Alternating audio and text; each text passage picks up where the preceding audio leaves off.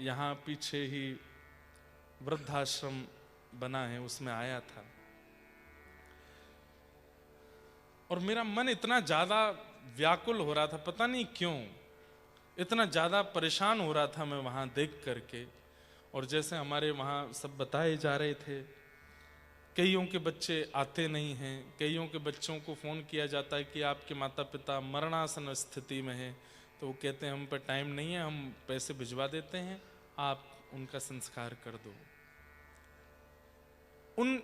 उन माता पिताओं को देख करके मन में भाव आ रहा था कि ये लोग क्या सोचते होंगे। हमने जन्म लिया, बड़े हुए, विवाह किया, पैसे कमाए, बच्चे पैदा हुए, उनकी परवरिश का पूरा ध्यान रखा, किस लिए? इसलिए कि एक दिन हमको छोड़ दें और हमारे मृत्यु काल में भी कह दें कि चलो पैसे भिजवा देते हैं, करवा देना आप।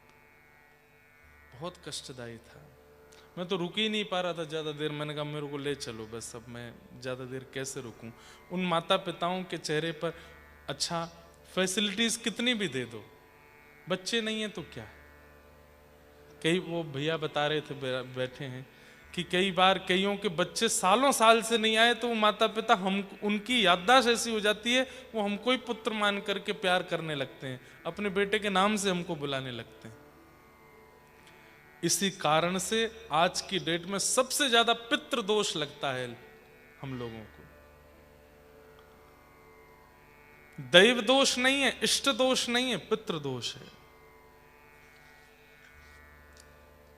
जिनके माता पिता अपने पुत्र के, पुत्री के, परिवार के इन प्रकार के व्यवहार के कारण अपने अंतिम समय का दर्शन करते हैं और वो बालक उनका स्मरण तक नहीं करते, ऐसे माता पिता की मृत्यु, ठाकुर जी तो उनको मुक्त ही करते हैं, उनका क्या दोष की संतान ऐसी है, पर उन बालकों को पितृदोष लगता है। और पितृदोष बहुत खतरनाक होता है। कोई काम नहीं बन पाएंगे, आप पे धन बहुत होगा, आप पे गाड़ियां खूब खड़ी होंगी, बड़े बंगलों में रहते होंगे, लेकिन सबकी मति खराब हो जाएगी, सबकी बुद्धि विकृत हो जाएगी, बुद्धि का विकास होना बंद हो जाएगा। धीरे धीरे करके वही धन, वही गाड़ियां, वही बंगला सर्वनाश की ओर ले जाता है, पितृदोष के कारण।